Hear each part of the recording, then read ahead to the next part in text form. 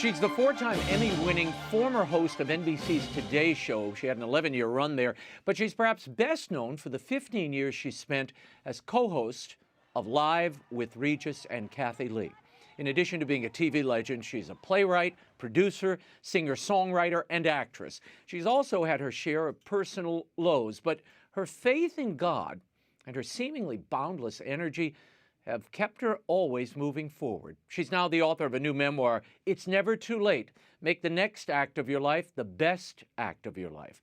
She joined me earlier this week from her home in Nashville. Here's my exclusive interview with KATHIE Lee Gifford. KATHIE Lee, welcome to the show. I loved your new book, It's Never Too Late, the faith and tenacity of the book.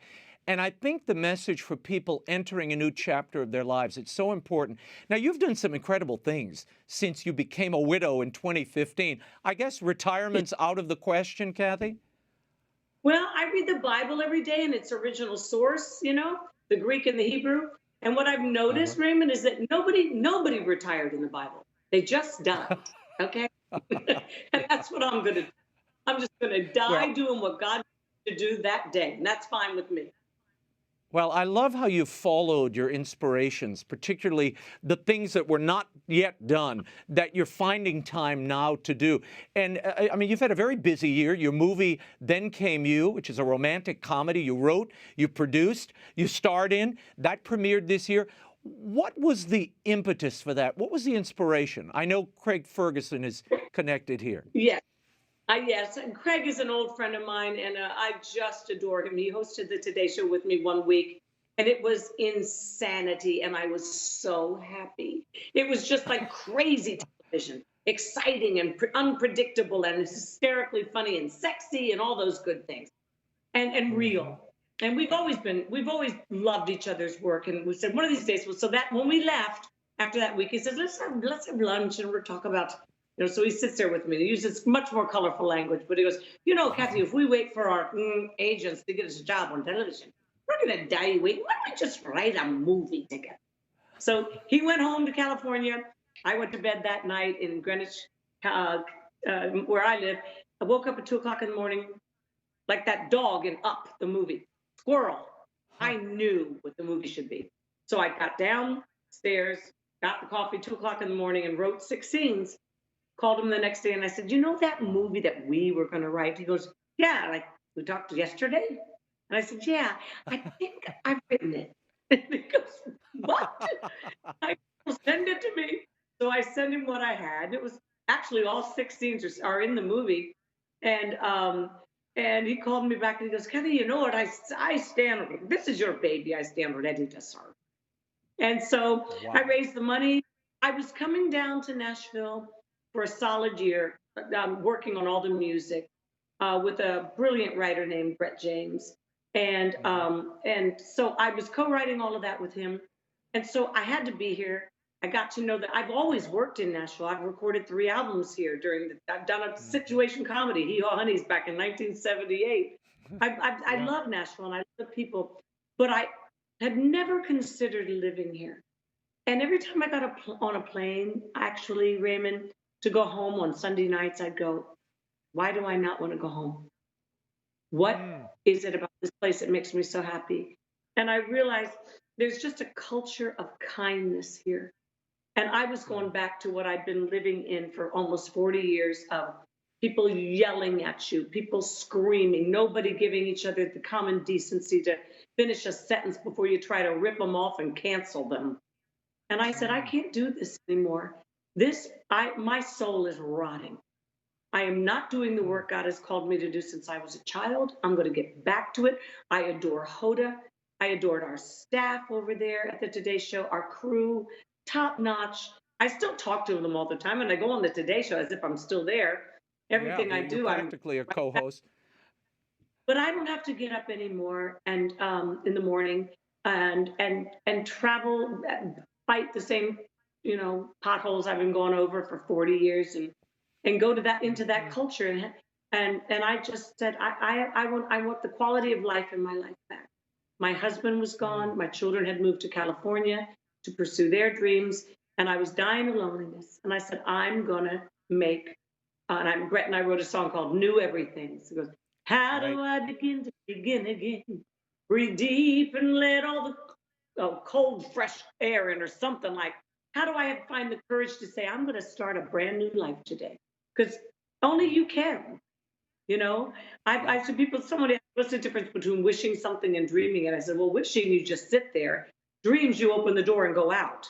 You know, Right. wishing, if you, that somebody show up at your door and you know, save you from everything, and or be Prince Charming. And I, you know, I just thought, I don't believe that. I believe God gave us everything we need to co-create with him in this life. And I want to co-create and I want to cooperate with him in it. So, you know, he can open the door, but I got to go through it and I got to trust. And I'm here 2 years and I love it. When I read the book, that spirit, that availability to what God is calling you to in this moment was Mm. everywhere throughout this work, and it's in your life. I mean, and I've been amazed at how you were able to leave these shows that you were an integral part of. I mean, Live with Regis and KATHIE Lee was for 15 years, must-see viewing every day. You and Hoda, of course, for 11 years. But how do you leave things like that at their zenith? What you told us why you left the Today Show. Why did you leave Regis and KATHIE Lee Live when you did? Same reason. I've been listening to the voice of God, Raymond, and I hear him. People think you're crazy. Okay. It's worked out well. I'm certainly, I'm going to hang up on some other people maybe, but not hanging up on Jesus. He spoke to me as a child, a little 12-year-old girl sitting in a darkened movie theater in Annapolis, Maryland. And I was at the cusp of womanhood. And he said to me, KATHIE, I love you. And I want to make something beautiful out of your life. And if you trust me, I will. I walked down the aisle, asked Jesus into my heart, and never looked back. And Mm, so I still know that voice when I hear it. And he speaks to me every mm, day. And it's not audible. Sometimes it'll be in a person sitting on the side of the street that I walk past, and then the Lord says, no, KATHIE, go talk to them. yep, Give them what they need. Go yeah. find, to ask, I hear it. I write in the book about hearing the voice of the Lord at the Today Show. Say, go downstairs and say hello to Howard Stern, who had a 30-year vendetta against me. And I said, okay, Lord, I just listen because, otherwise the voices in this world drown out the voice of God. It's Mm, loud and noisy and obnoxious and rude out there. But in the stillness of mhm, my heart, I hear God speak to me as if I was still that innocent little 12-year-old girl sitting in that movie theater. He still wants to mm. make something beautiful out of my life, and he still wants me to tell people that God loves them. That's the message Well, of this. It's through my own yeah. stories and through my own experiences, but the story is the same. You know Wow. what? You can't tell God how and when. But if you do the right thing, you pray for people you care about, you share God's love Mhm. with them, you leave judgment unto Him, unto God. Nobody has a right to judge anybody. None of us are better than anybody else. God doesn't love me any more than He loves anybody else. The difference is I Mm, know that God loves me. And so I want to mhm. love Him back. The best way I can love God back is by loving people and Yeah. leaving all the And judgment listening up to to him. Him. And listening to And him, which you yeah, do. I mean, exactly. and you see it, and it's not always easy. I mean, you give up a lot to make these turns and to take these chances to do what he's calling you to in that moment. Musicals. I mean, I saw your musical. I know it ran for a couple of weeks, but I thought it was really good. You did Thank you. some off-Broadway work. I mean, you've recorded in Nashville. You've done films in Israel. And in recent days, it seems your pace is increasing. I need to spend a moment on Regis. The two of you taught all of us in broadcasting so much. I ran into Reg one day at Fox, and I told him what an inspiration he was to me, and I'll say the same thing to you. What was the source of that magic with him? I was going through divorce when I moved to New York. It's the only reason I accepted the job at Good Morning America. I said, all right, I'm going to do a year. It's good for me to get away. It's been a very, very tough time, very painful period in my life.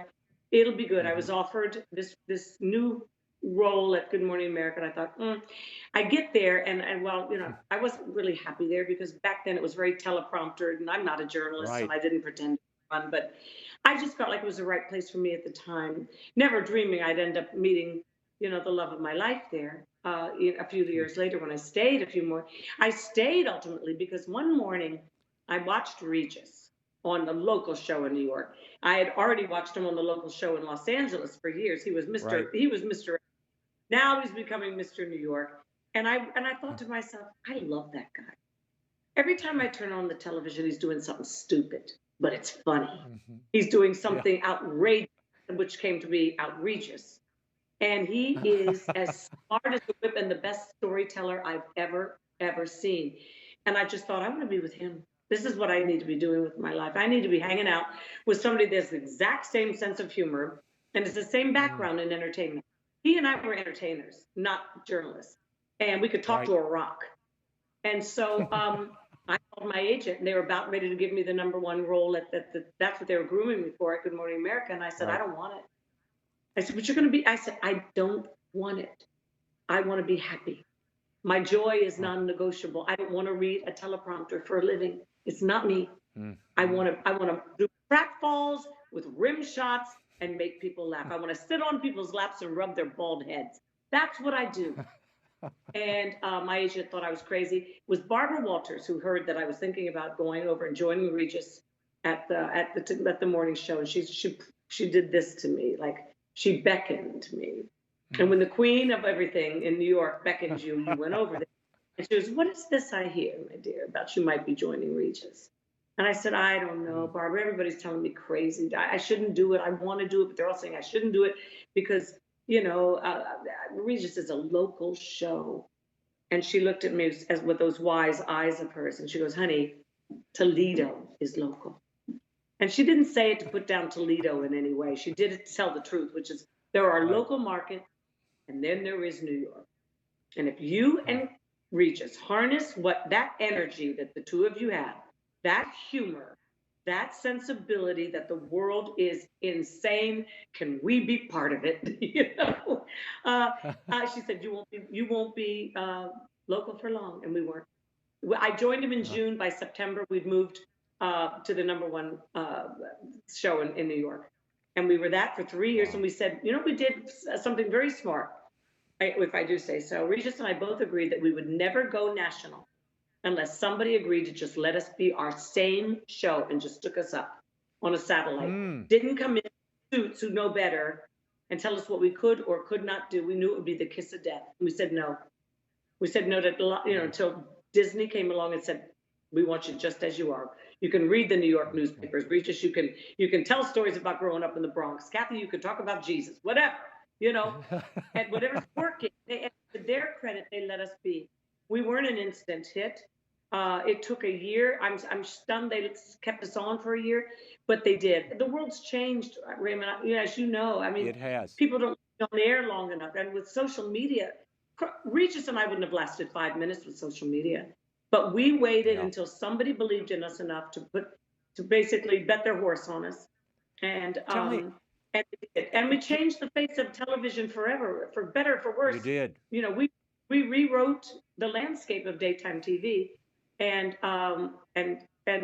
I've always just said, why do you leave at times?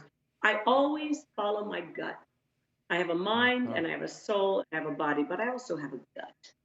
And it speaks to me. God speaks to me through that too. He says, he tells me, "I know you're grateful for this, but you're in a velvet rut and I've got more to teach you." And now in this time in my life, if somebody would have told me that I would have, on the same year that both of my children get married, I have the #1 movie in the country. It's a little movie I wrote for, Then Came You, which is now Right. worldwide.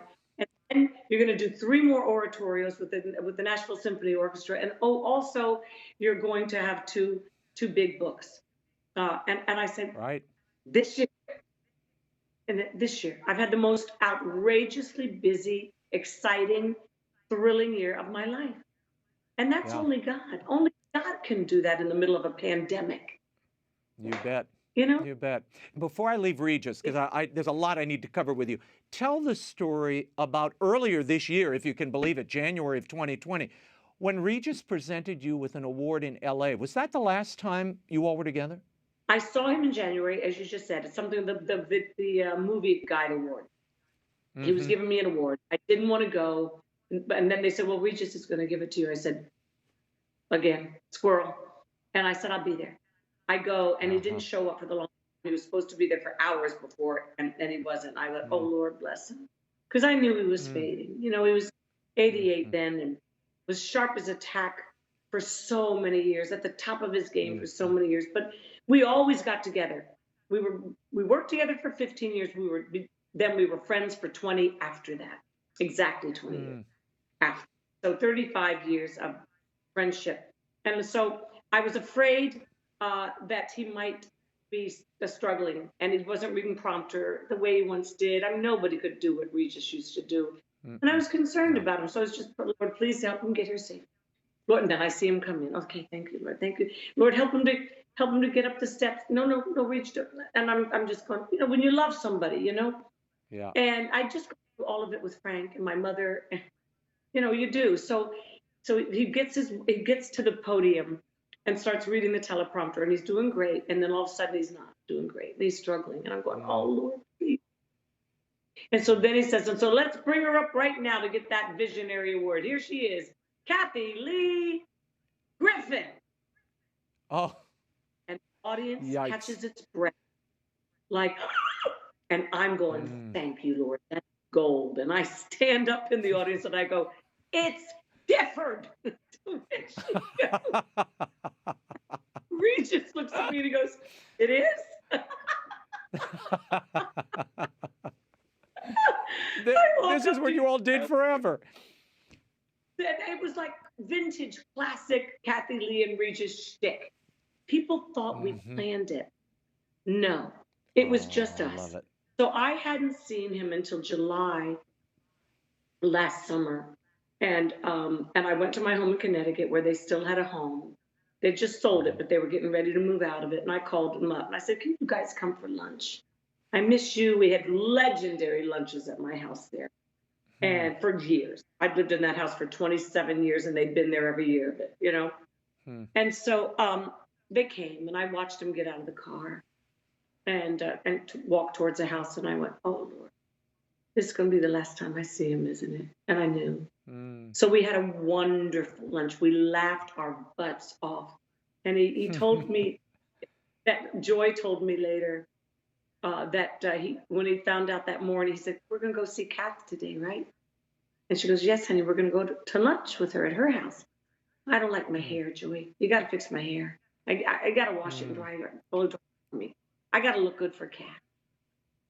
Oh, so she did. And then I said to her, I said, Regis, you still have the world's greatest head of hair. And we laughed our butts off. And then when he died 2 weeks later, I called her, of course, and went straight to her house to see her and the girls. And she said, KATHIE, I just want you to know that was the last time I heard Regis laugh. You know, was when we were all together that day. And I just thought that was so sweet of the Lord to give me that memory. You know, he was ready to go, just like Frank was. They get tired. And when Regis couldn't be Regis anymore, he was sad that he had to wear a mask so people didn't know who it was. He used to come to anything we did for right. him, all the, and he'd go, Regis is here. We could be at Carnegie Hall. Regis is here. Any restaurant, he'd come to my house and say, Regis is here. I said, I know, shut up and sit down. You know? But he was a character. He couldn't be Regis anymore. It broke his heart. Well, COVID is like killing people in more ways than just a virus, you know? I agree. It's killing them. I agree. Imagination, it's killing their hope and their purpose. It breaks my heart. We've got to put this world back to work and deal with this and stop living in fear. You know, God has not given us isolation is terrible. We're losing a generation of kids who are in school, and I just hate the politics of it. We can take care of one another. We know how to do that. We're America, you know? Yep. I agree. And we can't live in fear. Now, KATHIE Lee, in the book, you get into some very personal things you've never discussed before, including your first marriage with Paul Johnson. Why did you feel it was important to share this now?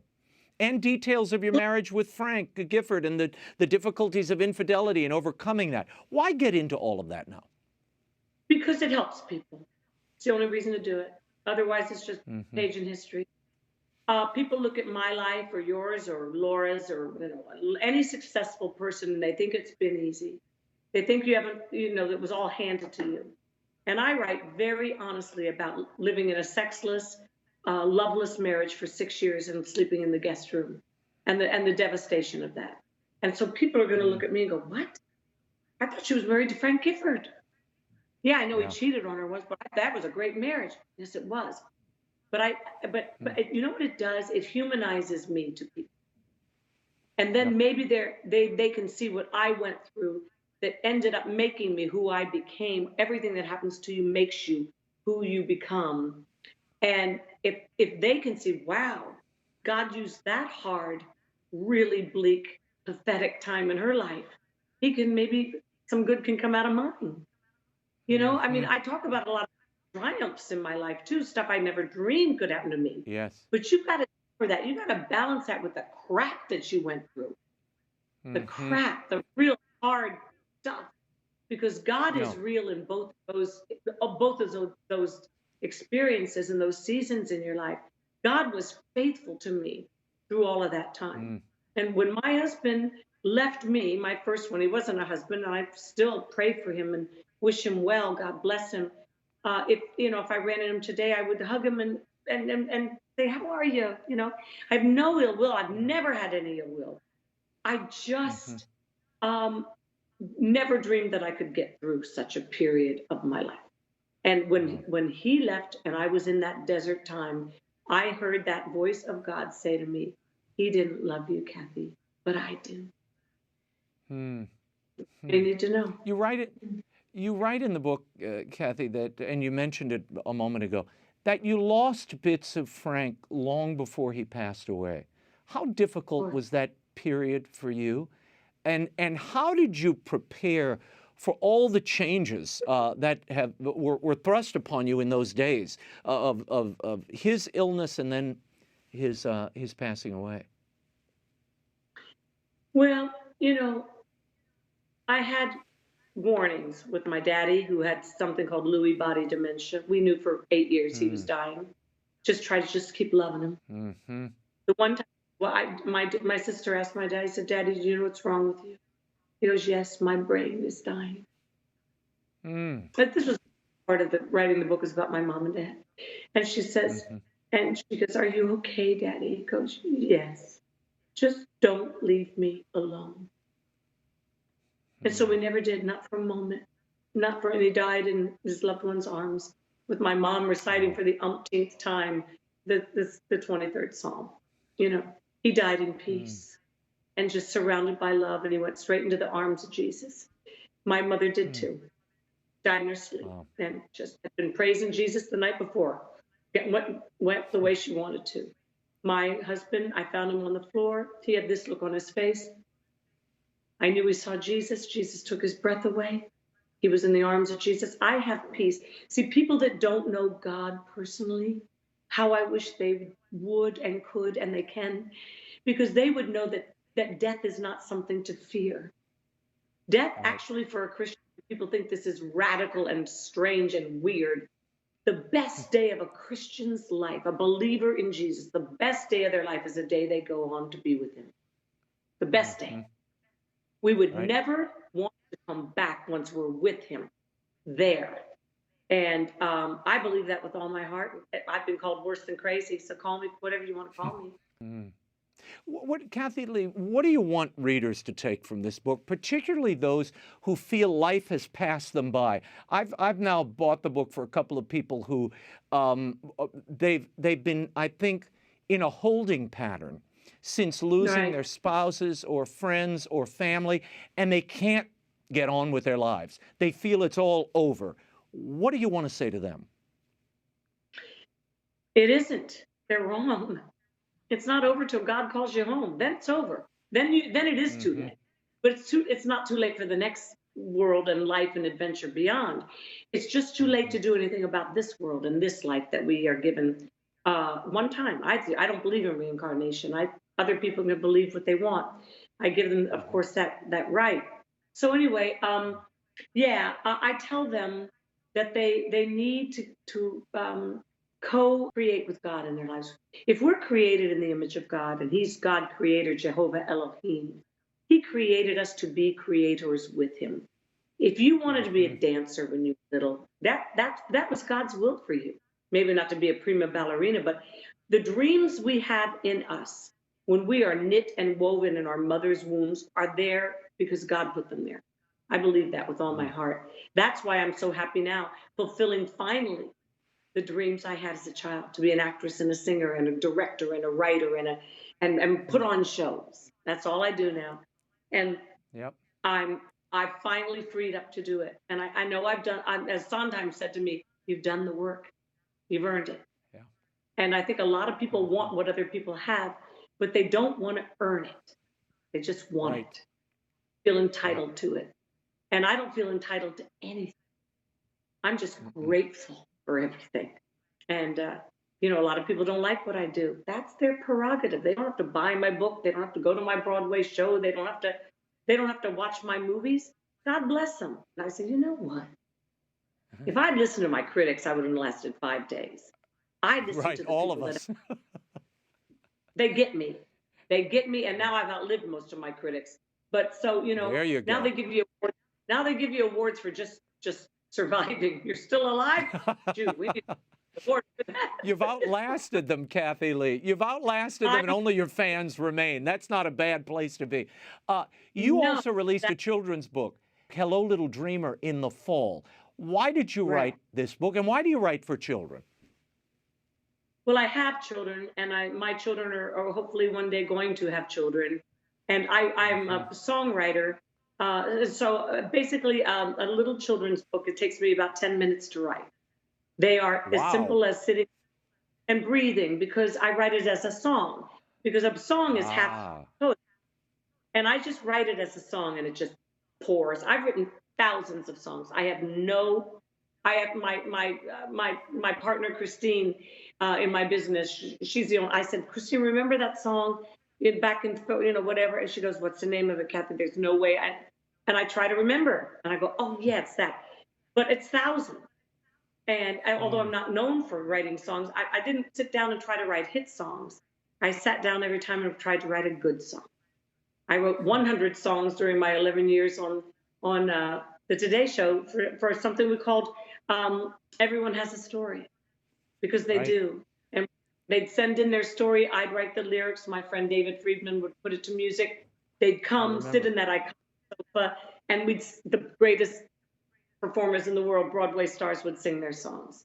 And it would change their life. And it just brought me such joy. And that's why I start every chapter in It's Never Too Late with some of the lyrics I've written through the years. Songwriting is not a new thing to me by any means. I've been doing it for a long, long time now. And instead of a lot of people keep a journal, I write songs. You want to know what's going on in my life? Look at my songs. So, and it gives me peace, and I can co-create. I can take something that maybe was painful and find a place to put it that's healthy. It's like when I'm angry, when Frank cheated on me, I got on my treadmill 3 times a day. And I would get on it. I go, I can do all things through Christ who strengthens me. I lost 20 pounds.